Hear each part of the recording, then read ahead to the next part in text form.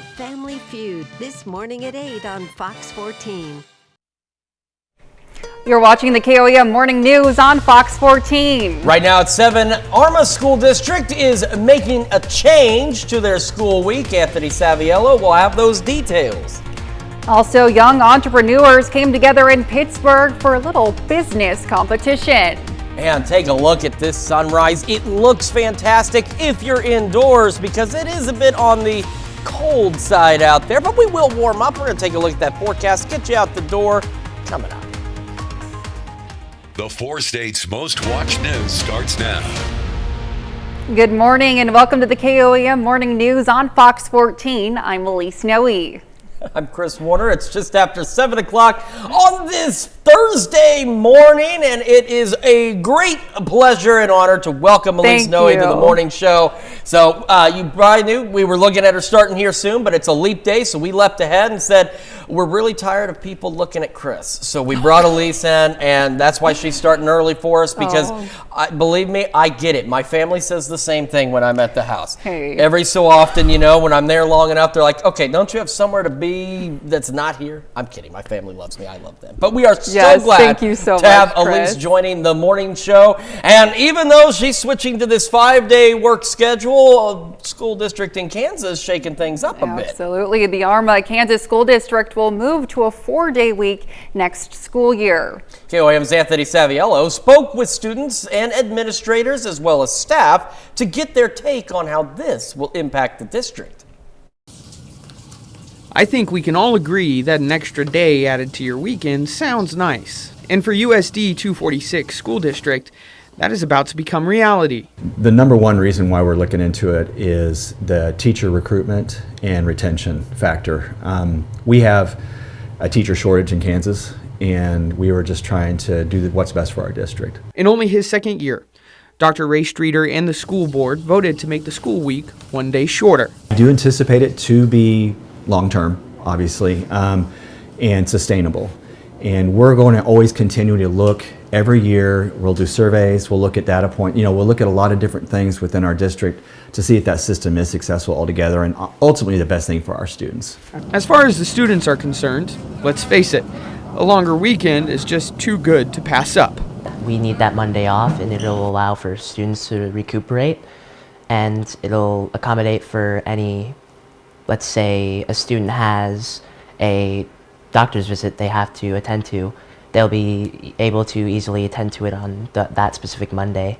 I believe that students and teachers' mental health will be better, and I believe that in the classroom, both students and the teachers will be more focused and energized having that extra day off. Streeter understands the complications that come from this decision, but says the pros outweigh the cons, something his principals agree with. So our kids are going to get more daily instruction on math, reading, social studies, etc. So that's already been done for us. Our schedule's built. Professional development with the admin team has kind of been figured out already. So right now, it's just a process of wait, and there's excitement because I think it's going to be a really good thing for our district. Reporting in Arma, Anthony Saviello, KOAM News. Now, there are also concerns for the school's hourly employees like bus drivers. However, Dr. Streeter says the school will provide opportunity for those employees to get their needed hours. Now, I know some folks are going, boy, why do kids only need a 4-day week? But I remember, okay, I know I'm much older than you, but when I was in kindergarten, we only had half-day kindergarten. So there was I was homeschooled, so it was whatever I wanted. Oh, okay. I see how that goes. Well, for everybody else, so I remember they had to add a special class that was all day, and then eventually they just transitioned it. So I mean, I get it. We had half days when we were kids, or some of us did. So There we it's go. Whatever. All right. 4 days a week. And there's a lot of businesses transitioning to 4-day work weeks as well. So it's true. That is true. Makes sense, I suppose. You know what else makes sense? To talk about the weather right about now, because Tennyson was in my ear. He's our producer, and he said, talk about the weather. So let's do that. Let's look outside. This is our camera on top of the Cornell Complex in downtown Joplin. Clouds continuing to increase across the area, and it is a bit of a cold one out there. Our little time and temperature bug, which is right down there, air says it is 29 degrees, and it is quite chilly. MoDOT camera 32nd and range lines. Got some sunlight, but you can see the clouds off in the distance as well as they continue to roll in from the south. Temperatures hanging out in the 20s, but we've got a good wide spread here. From 20 to 29 is the warmest and the coldest, so about a 10-degree spread. But everyone in the 20s this morning. Our wind chills much better right now because the winds are calm for now, but they're going to pick up later. They're going to be gusting out of the south upwards of 20 to 25 miles an hour. Because of that, we do have red flag warnings in our far northern counties. Humidity levels are going to be low everywhere, so even if you're not under a red flag warning, really, if you can avoid doing any outdoor burning today, that's the best route to take. Mostly cloudy skies, temperatures about average into the low 50s, and then once we head later into the evening and overnight, we have some rain chances out there, and we have some much warmer temperatures on the way. We will look at all of that in the complete forecast here in just a few more minutes. Elise? All right, thanks, Chris. The city of Miami is now How y'all doing? for a new city manager. Council member on Monday accepted current city manager Bo Reese's resignation. His last day will be March 23rd. The city is now partnering with the firm Strategic Government Resources to find his replacement. That nationwide search will cost the city nearly $28,000. Well, Missouri Southern yesterday opened the doors on the 10th annual Dress to Impress event. The event features donations of gently used men's and women's professional clothing for students to start or expand their professional wardrobe. The event is in preparation for the upcoming spring career fair and for many students, the beginning of their careers. I'm an elementary education major, so what I'm doing is building a wardrobe up for teaching. Someone could be building a wardrobe up because they're a business major and they need clothing for everyday wear to work. And so you have to start early because you can obviously do it in a short amount of time, especially as a college student. Your funds are maybe not as grand as it would be if you were working like full-time somewhere. So this is Plenty of volunteers also helped students out with mentoring and coaching. Young entrepreneurs from across southeast Kansas took part in a business competition yesterday in Pittsburgh. The Youth Initiative event, hosted by the Economic Development and Community Engagement Division of Pitt State, focused on such areas as business presentation and a trade show competition. For event officials, providing competitors with business skills is something they can use in their very near future. I think it's beneficial for them to learn a little bit about just business in general. Regardless of what type of job you go into, it's always nice to have some business background, even in your own personal finances. So I would say having a little bit of entrepreneurship and being able to put this competition on is super beneficial for these kids. Members of the public could drop by the event and judge the trade show. Those are our top stories this half hour. Up next, Alexei Navalny's funeral is set for tomorrow. Stephanie Bennett will share how Russia is addressing the dissent from its people. You are an innocent victim, injured by as we are to our clients. If you've been injured, you can get the help you need because we are here for you. Topping World Watch, Russian opposition leader Alexei Navalny's funeral will be on Friday. His spokesperson says it will take place at a cemetery in an area of Moscow where he once lived. Mourners are invited to attend. His team says they were told they could not hold a public farewell and funeral on Thursday as planned because no grave diggers would be available that day. But Thursday is also the day Russian President Vladimir Putin delivers his State of the Nation address. The Pentagon is considering tapping into its last remaining source of military aid funding to support Ukraine's war effort against Russia. But there's no guarantee Congress will replenish those funds. The Defense Department still has $4 billion in Presidential Drawdown Authority funds available for Ukraine. It can use that to send military equipment from its own stockpiles. But officials didn't want to do that because taking from DoD stockpiles with no plan to replenish that equipment could impact U.S. military readiness. Ukrainian President Zelensky said this week Ukraine won't win the war without continued U.S. support. Russia's crackdown on dissent continues following the death of opposition leader Alexei Navalny and the detention of more American citizens. Fox News correspondent Stephanie Bennett has more from London.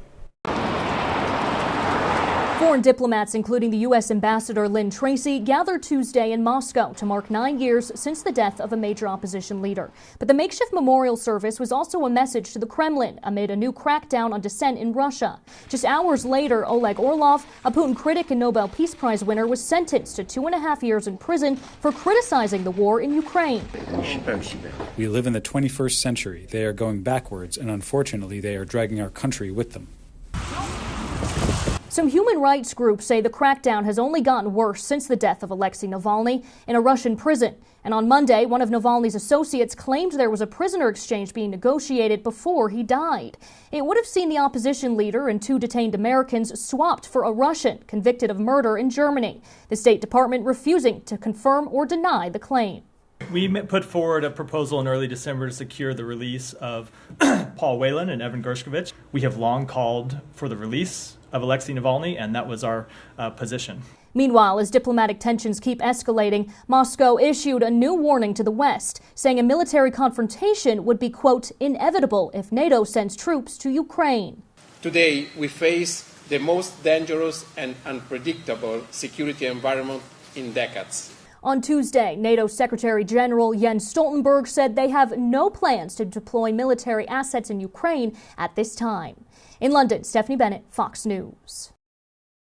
Those are our top World Watch stories this morning. Now let's check in with Chris with a quick look at today's forecast. Yeah, we've got an absolutely beautiful start to the day in terms of the sunrise. Take a look. We got clouds rolling in, though. It is cold. However, things will eventually warm up, and they're going to get warmer as we head into the weekend. We'll have another full look at your forecast here in just a moment.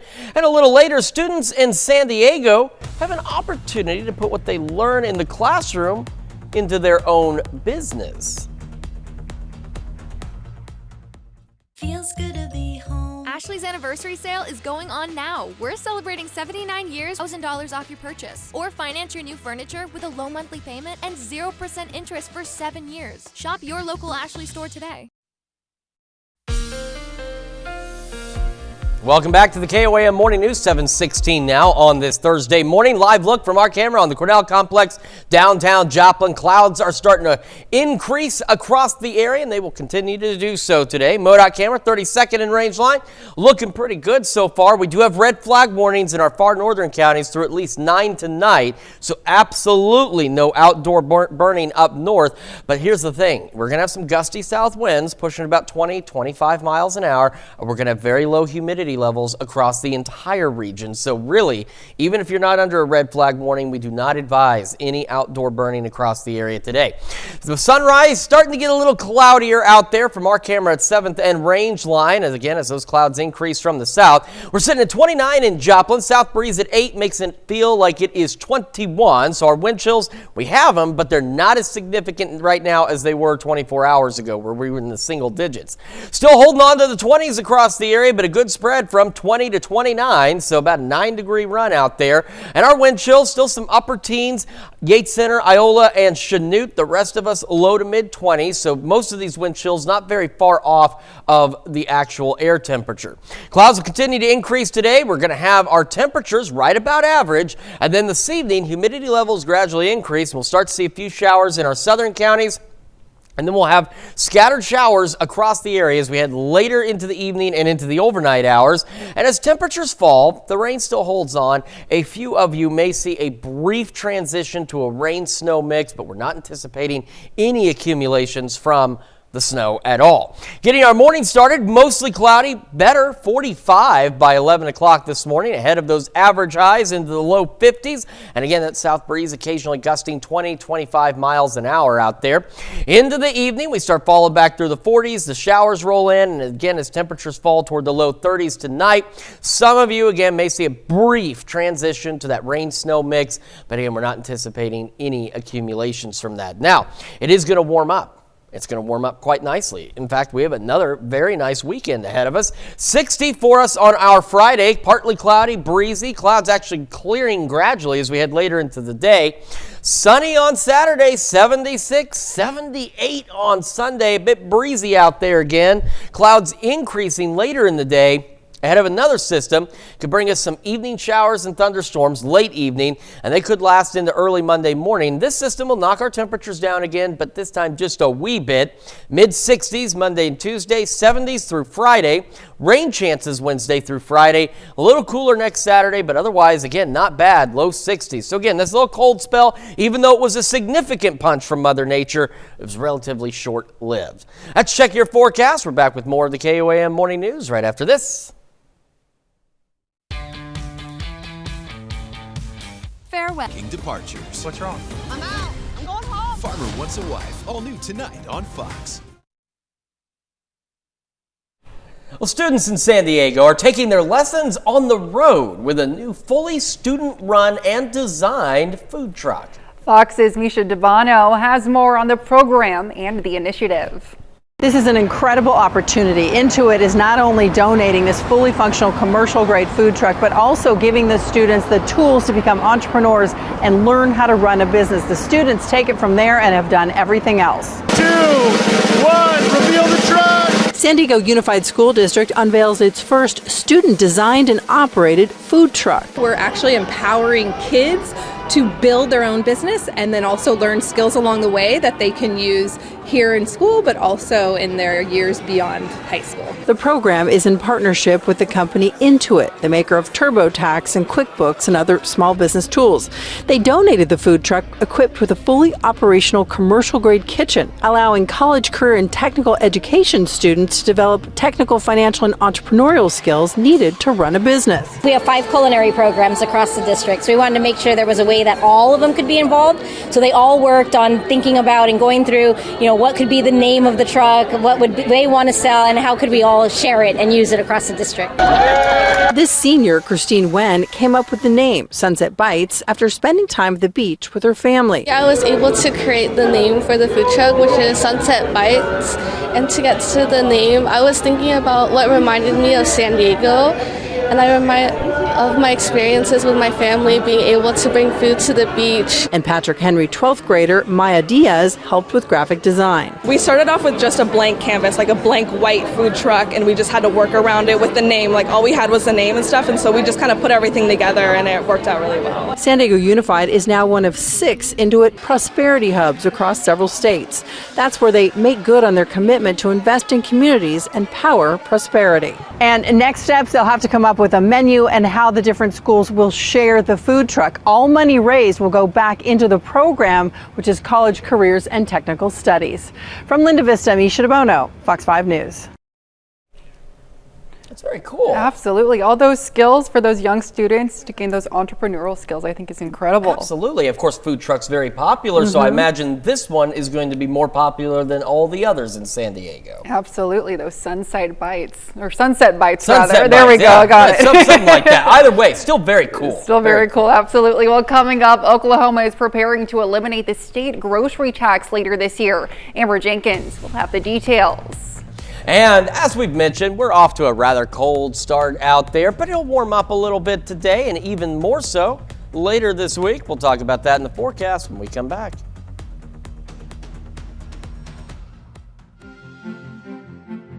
Weather station to go wherever you go. Get the Skywatch weather app today. The 4 states' most watched news starts now. Welcome back to the KOAM Morning News on Fox 14. It's currently 7:27. I'm Elise Noe.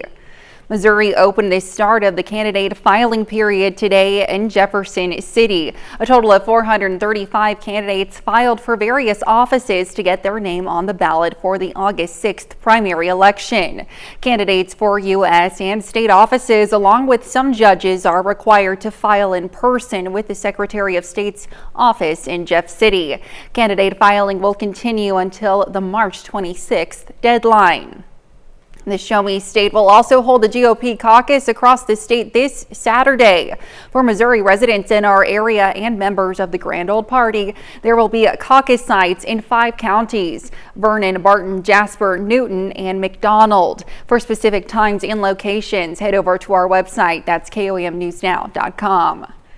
Westside Elementary kicked off its Feed First for Westside Fund yesterday. The campaign provides many students who may not have a new pair of shoes with a brand new pair. Organizers were just as excited about the fundraiser as the kids. We love when donors approach us with these ideas and we can make them happen. What a great benefit for the kids and the students at Westside Elementary School that everybody should have a quality pair of shoes. So we can't thank the donor enough. We can't thank Kelsey and Westside School for working with us on this. And again, that's the goal, is that every student there who needs a pair of shoes is going to have that available. The fund, administered through the Community Foundation of Southeast Kansas, hopes to ensure that every student can jump feet first into learning with a new pair of shoes.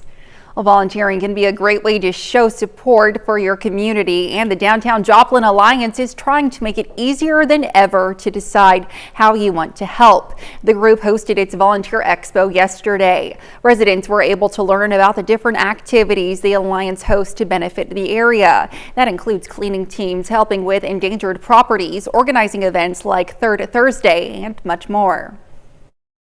I feel like Joplin's kind of that perfect size right now, where individuals who volunteer, who get involved, can have a real tangible impact and outcome on their community. So anyone who likes to see the results of the work they put in, this organization's a great way to do that. Current volunteers were encouraged to bring a friend to the expo to show them all the ways they can be involved. And we've got a cold start out there for us today. Clouds increasing. MoDOT camera 32nd and range line looking back to the west. You can see those clouds out there as they continue to roll in ahead of a mostly cloudy day. Temperatures about where they were yesterday, but the winds for now are calmer, so our wind chills aren't too bad. We're back just a couple of degrees below what the air temperature is, and we're all in the 20s as we get this day underway. I do want to remind you we have some red flag warnings for our far northern counties out there. So absolutely no outdoor burning, but here's the thing that we've been talking about. Humidity levels are going to be low across the entire region. So even though you're not under a red flag warning, we strongly discourage outdoor burning today because we're still going to have those gusty south winds pushing 20-25 miles an hour. Mostly cloudy skies through the day, temperatures about average, right in the low 50s out there. And then once we move just beyond this mark here, we're going to start to see some shower chances roll in as the humidity levels increase. We'll have some rain chances tonight. We've got even warmer temperatures on the horizon, and we will look at all of that with your complete forecast here in just a few more minutes. Elise? All right, we'll see you soon, Chris. Well, shoppers in Oklahoma will pay no state grocery tax come August. KOAM's Amber Jenkins has more. Oklahoma Governor Kevin Stitt signed a bill that will eliminate the state's portion of the grocery tax. The state's tax rate will decrease from 4.5% to 0%.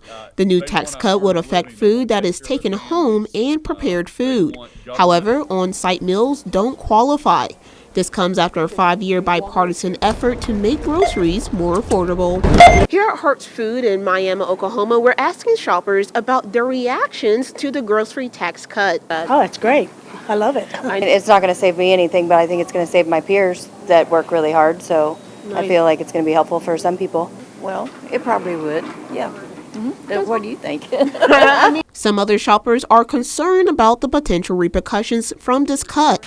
The cut will reduce the state's revenue by $418 million a year. I'd like to see the money that's taken away from the grocery tax.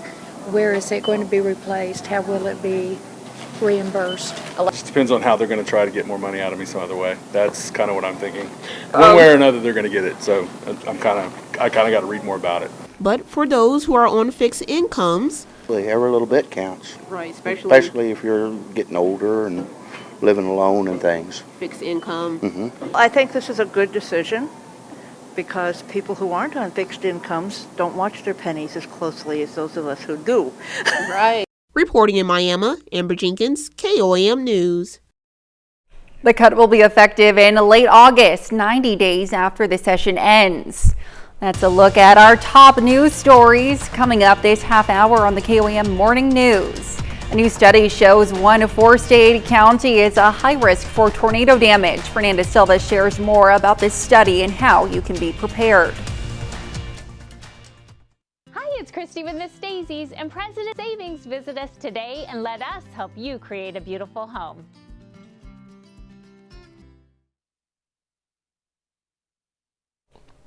Well, Jasper County is among the most vulnerable in a study that highlights the risk of destruction from a tornado. The county ranked 48th among 950 counties for risk of damage or loss of life. KOAM's Fernanda Silva has more.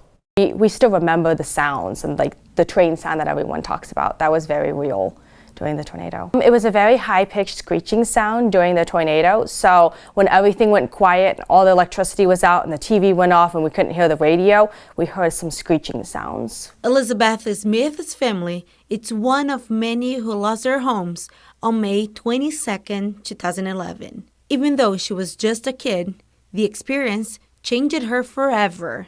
In many ways. I think that we look at things differently. Looking at things differently even made Smith choose her profession. Makes me more wanting to get out there more and tell people more about how they need to protect their homes and their autos and their business because of the impact that a tornado or any kind of weather damage can do to them. Especially in an area with high tornado risk, according to a recent study. The 2024 Most Vulnerable Counties for Tornado Damage study was conducted by Roof Genome, an online site covering the roofing and solar panel industry. 9 Missouri and 7 Kansas counties finished among the 100 most vulnerable counties for tornado damage. Jasper County is the only one, according to the research, that is in the top 100 in the 4 states area. The study compared counties with a relatively moderate to very high tornado risk, according to the Federal Emergency Management Agency. More specifically, they looked at tornado risk and expected annual loss from tornadoes. While dealing with losing her home in the past and hoping to never leave something similar in the future, Smith is cautious. We have a basement, we have shelter, and we have good insurance, so we just know that we have all the things that we need to take shelter and protect ourselves. In Joplin, Fernanda Silva, KOAM News. To learn where other counties in the 4 states are ranked in the 2024's Most Vulnerable Counties for Tornado Damage list, you can check out this story on our website, KOAMNewsNow.com. Well, coming up, Jerry Willis is going to share the details of how Congress is looking to address the American retirement age crisis. And it's a cold start out there, I know, but it will warm up, I promise. We're going to take another look at your forecast when the KOAM Morning News returns. The world is a great big place. It should be traveled in powerful memoir. I hear her every day. Today at 4, right here on Fox 14. Welcome back to the KOAM Morning News. Now 7:40 on this Thursday morning.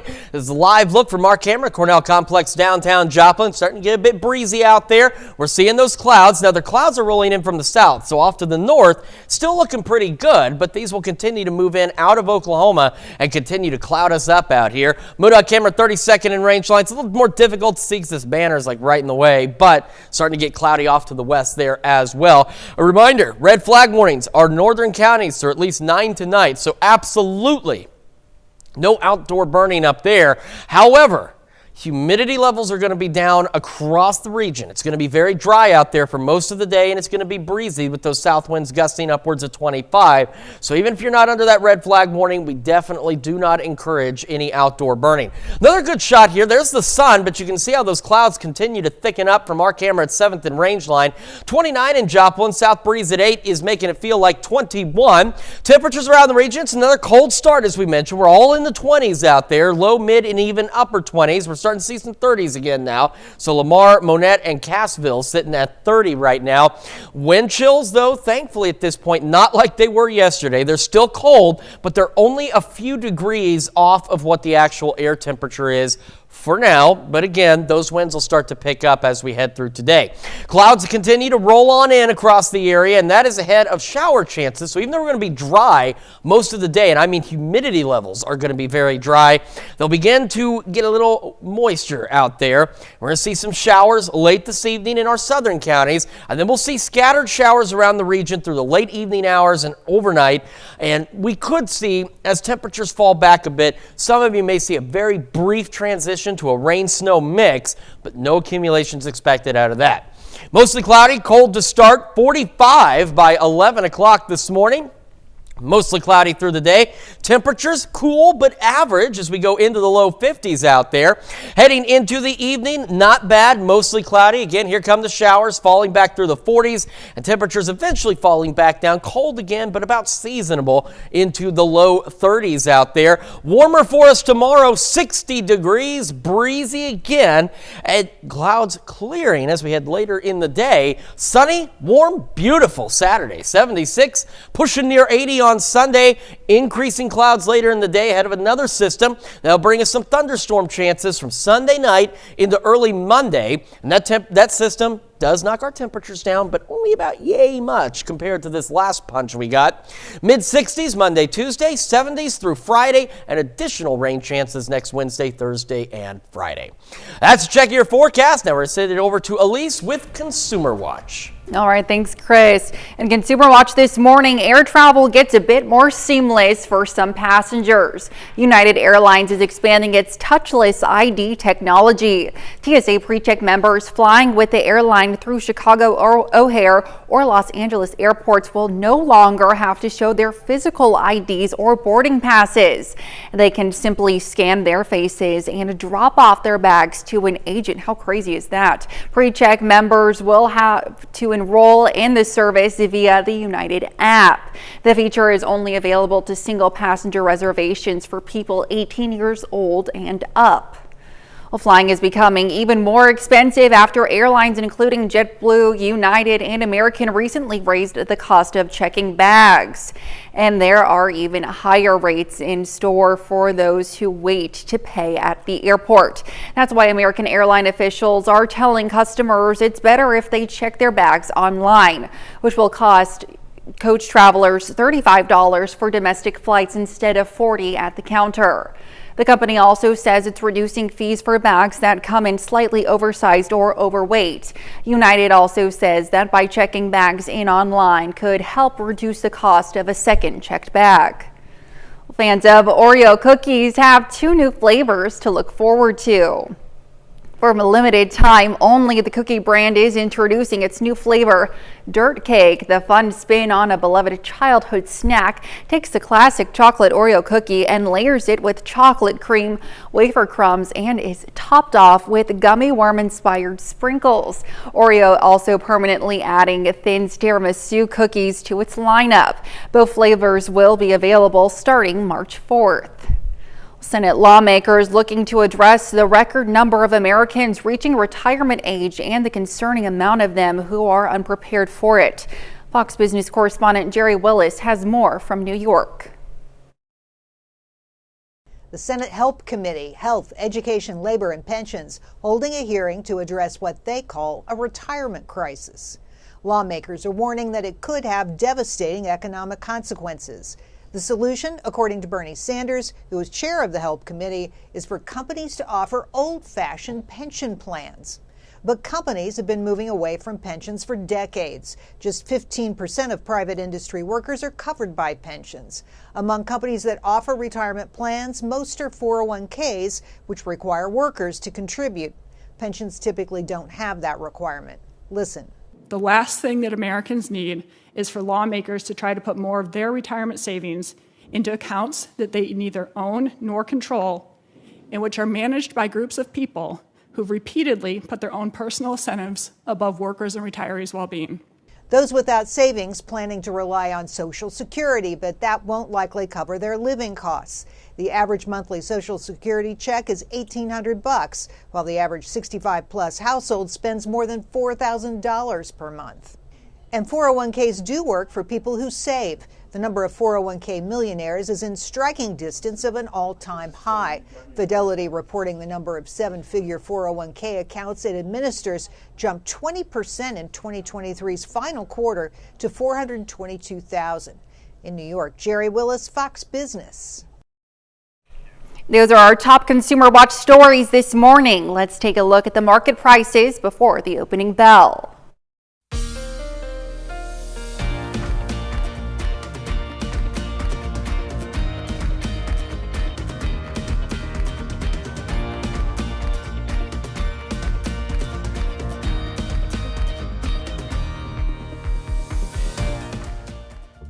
Tempur-Pedic designed the Ergo Pro Smart Base to help you fall asleep more easily. How I can just headline, all coming up on Tamron Hall. Tamron Hall, this morning at 10, right here on Fox 14. What's a favorite sauce at the dinner table and backyard barbecues? You can even find it behind the bar, but pronouncing its name has bedeviled the best of us. Ian Lee travels to the source to hear how to say it once and for all. Our Worcester sauce. This special sauce is a key ingredient in a traditional Bloody Mary. It tantalizes the taste buds, but pronouncing its saucy name twists the tongue. Worcestershire? Worcestershire. Worcestershire. Even bartender Elio Meneses initially got tripped up. Being myself Portuguese, I struggled in the beginning as well. How did you used to say it? Worcestershire. The spicy sauce put this English town on the map, despite its difficult dictation for some. Worcestershire. Worcestershire. It rolls off the tongue for locals. Born and bred in Worcestershire. Not Worcestershire, Worcestershire. Worcestershire. At the Cozy Club, the sauce is as British as the paintings on the wall. What would the Bloody Mary be without Worcestershire sauce? Flavored tomato juice. Lee and parents created their secret sauce way back in 1837, combining a number of ingredients, including garlic, anchovies, and onions. But it took about 100 more years before it was mixed into the iconic cocktail. A Bloody Mary in Worcestershire with Worcestershire sauce. What's in a name? Apparently a mouthful of letters, along with some tomato juice, vodka, spices, and of course, Worcestershire sauce.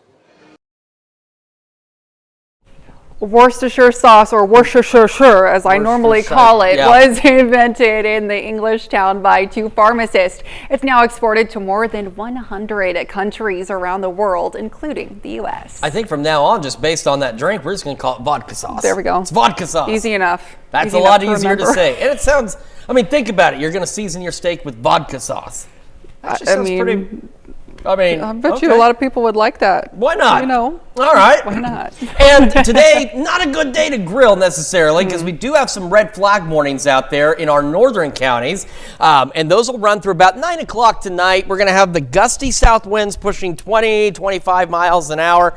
And the thing is even though those warnings are only in our northern counties, humidity levels are going to be very low across the entire area through most of the day, and all of us getting in on gusty winds, so absolutely do not encourage outdoor burning.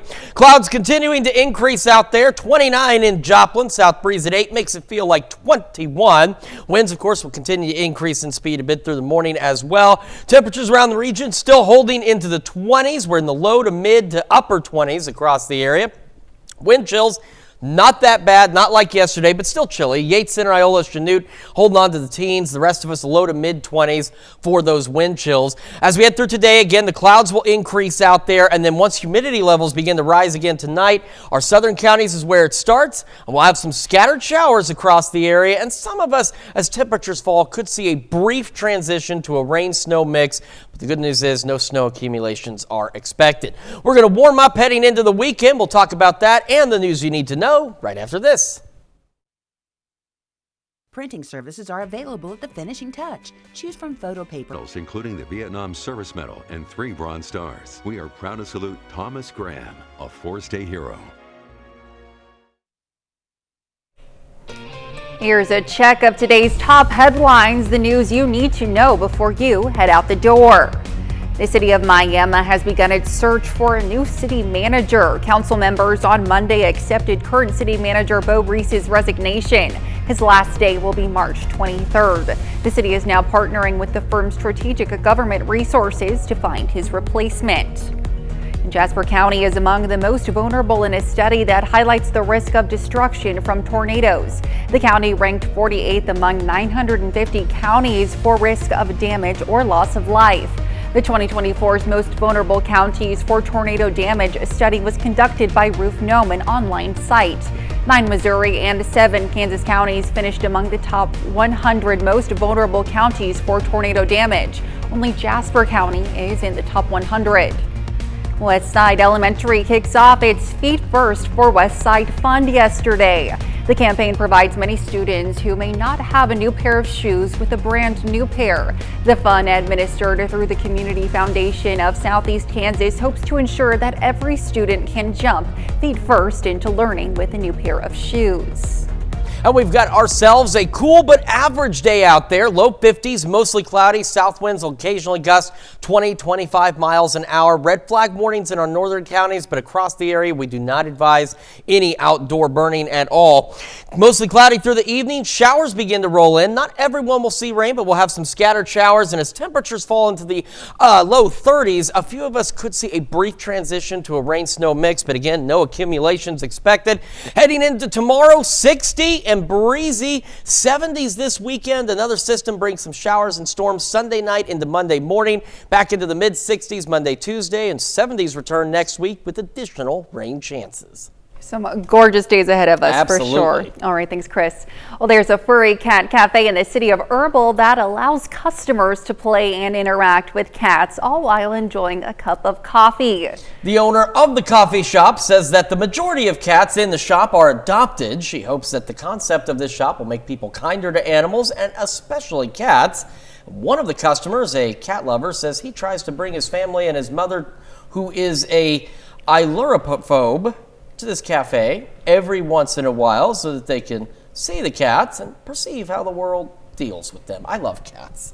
They're certainly cute. I would love to go to that cat cafe for I sure. would as well. I would love to no see. No hairballs. No, please. no, absolutely hairballs. no. I didn't. And no eating the house plants. There we go. Well, thank you all so much for letting us put the good in your morning. We're back with more news and weather today at noon. Have a great morning and have a great rest of your day.